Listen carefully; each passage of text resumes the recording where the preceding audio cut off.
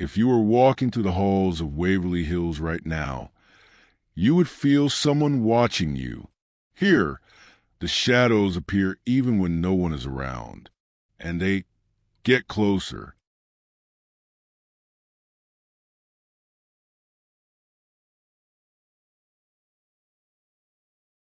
Built in 1910, Waverly Hills began as a hospital to treat tuberculosis. But the disease spread so quickly that the building became a warehouse of bodies. During its darkest years, more than 60 people died here every single day.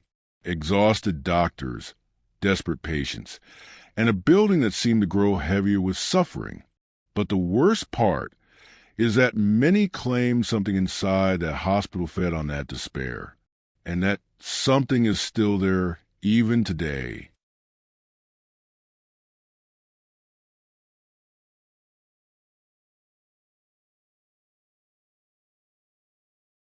To hide the number of deaths, the staff created what they called the death tunnel, a narrow, dark corridor where bodies were taken in and out day and night.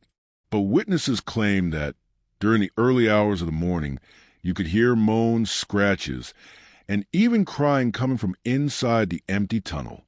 One of the nurses reported that one day, while pushing a body along the metal track, he felt someone touch his shoulder.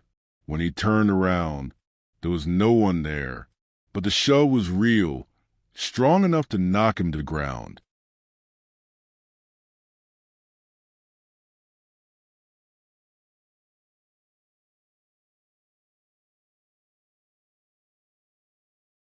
The most famous and most feared room in the sanatorium is room 502. It was there that a nurse was found hanging by her neck in 1928. And 2 years later, another nurse threw herself from the window of that same room. Both worked alone during the night shift, and both reported days before their deaths, seeing someone standing in the dark corner of the room. Modern visitors say they see a woman in a white uniform leaning against a wall, staring down the hallway. She doesn't move, she doesn't blink, but vanishes the moment you get close.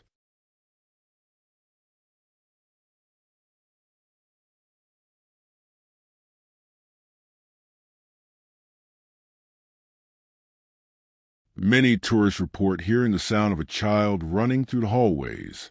When they follow the noise, they find only an old toy rolling across the floor.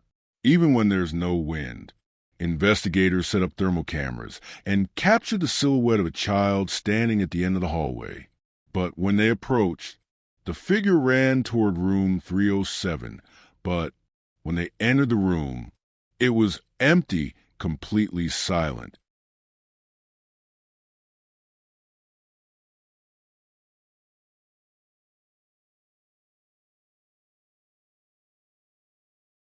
Doctors, nurses, patients, and now visitors, all of them say they hear voices calling their names.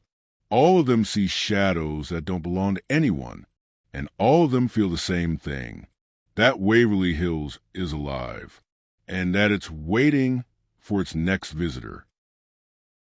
Thank you for watching until the end. But now I need to ask you something.